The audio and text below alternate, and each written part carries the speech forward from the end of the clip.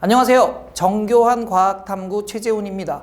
자, 오늘 직권, 우리 이제 앞에서 계속해서 지각 변동에 대한 부분을 배웠죠. 그래서 직권의 변화가 지구 시스템에 어떤 영향을 미치는지에 대한 부분을 한번 살펴보면서 자, 이 화산 활동과 지진 활동이 어떤 피해를 주고 그리고 이런 활동들이 우리에게 어떻게 유리하게 작용하는지까지 한번 살펴보도록 하겠습니다.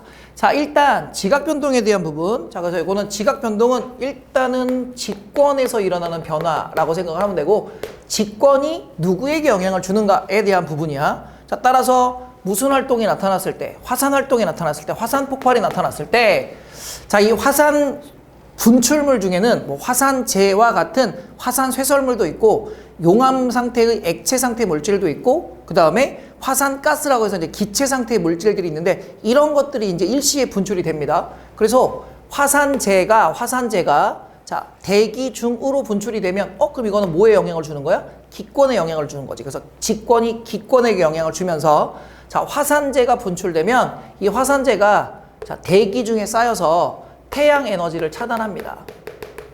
태양 에너지를 차단한다네. 그럼 이렇게 태양 에너지를 차단하면 지구의 평균 기온이, 지구의 기온이 일시적으로 하강할 수 있는 현상이 나타나기 때문에 자, 직권이 기권에게 주는 영향이고, 그 다음 자, 이런 화산재나 화산진과 같은 것들이 자, 비행기의 시야를 가립니다. 그래서 항공기 운항 방해로 인해 뭐 경제적, 사회적 피해가 발생할 수 있으니까 자, 요거는 직권이 인간에게 영향을 주는 거다. 그럼 생물권에 대한 영향이라고 이제 볼 수 있겠네. 자, 그 다음에 용암. 자, 용암은 액체 상태의 화산 분출물들. 그래서 용암에 의해서 지형의 변화가 생기는 건 자, 직권이 다시 직권에게 영향을 주는 거라고 볼 수 있고요. 자, 그 다음에 산사태 같은 것들, 지진 활동이 나타날 때, 화산 활동에 의해서 나타나는 뭐 산사태가 나타났을 때, 자, 직권의 변화가 생긴다라는 거고. 자, 그 다음 화산 기체로 인해서, 화산 기체에는 뭐 이산화황이라든가, 자, 산성화시킬 수 있는 물질들이 되게 다량 함유되어 있습니다. 그래서 이런 이산화황과 같은 자, 황산화물들이 대기 중으로 분출이 되면 이게 빗물에 녹아서 산성비가 내리고, 자, 이 산성비가 호수에 내리거나 토양에 내리면 호수의 산성화, 자, 토양의 산성화가 나타나게 되면 자, 요거는 생물이 살아갈 수가 없어. 그지? 그래서 요거는 무슨 권에 영향을 주는 거구나?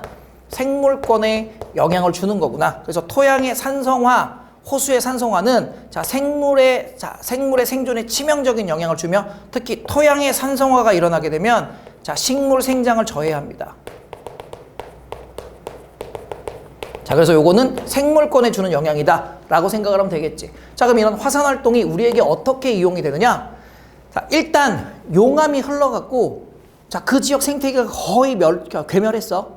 그런데 이게 100년, 200년, 300년 오랜 시간이 지나면서 용암이 굳은 자리가 풍화 침식 작용을 받아서 토양화되면 그 속에는 식물이 잘 자랄 수 있는 광물질들이 많이 포함이 되어 있습니다. 그래서 아주 오랜 시간이 지났을 때, 자, 이런 풍화 침식 작용을 받았을 때 토양이 비옥화되면서 자, 우리 철원평야처럼 자, 용암 대지 위에 자, 넓은 평야가 형성될 수도 있거든. 그러니까 토양이 비옥화되면서 넓은 평야를 유지할 수 있습니다. 그래서 우리나라 같은 경우에는 무슨 평야? 철원평야가 여기서 쌀 많이 나오잖아. 자, 철원평야가 용암대지 위에 만들어진 평야라는 거 하나 알아두시고요. 뭐 화산이라든가 용암지대 같은 경우에는 무슨 관광지원으로 활용할 수 있고, 자, 이렇게 마그마가 높은 열을 갖고 있기 때문에 이 지열을 이용해서 물을 끓여서 자, 뭐 할 수 있냐면 전기 에너지를 생산할 수 있는 지열 발전도 할 수 있다라는 특징이 뭐 화산 활동이 우리에게 주는 뭐 이로운 점이라고 볼 수 있겠죠. 근데 피해가 훨씬 크지. 자, 그 다음에 이제 지진 활동에 대한 부분 한번 살펴봅시다.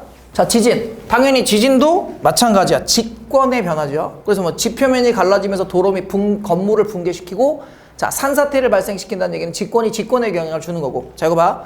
자, 해저에서 발생한 지진은 자, 물의 파동을 만들어서 그 물의 파동이 파도를 따라서 쭉 와서 육지에 상륙하게 되면 거대한 해일을 만드는데, 자, 우리가 알고 있는 쓰나미가 가장 대표적인 지진 해일입니다. 그럼 이거는 직권이 해수면의 높이를 높여갖고 피해를 주는 거니까 일단 1차적으로는 수권에 영향을 주는 거고, 이 지진 해일이 육지에 상륙해서 인명피해를 발생한다면 자, 이거는 뭐 수권이 생물권에게 영향을 주는 거다라고 볼 수 있겠네요. 그래서 제일 많이 나오는 건 지진해일에 대한 부분을 잘 보시고요. 뭐 가스관 파괴로 인한 가스 누출 등 환경적, 경제적, 사회적 피해가 발생한다. 자, 이건 당연한 거니까 여러분들 그냥 흐름대로 보시면 되고, 자, 지진해일에 대한 부분만 자, 여러분들 좀 명확하게 살펴보시면 되겠습니다.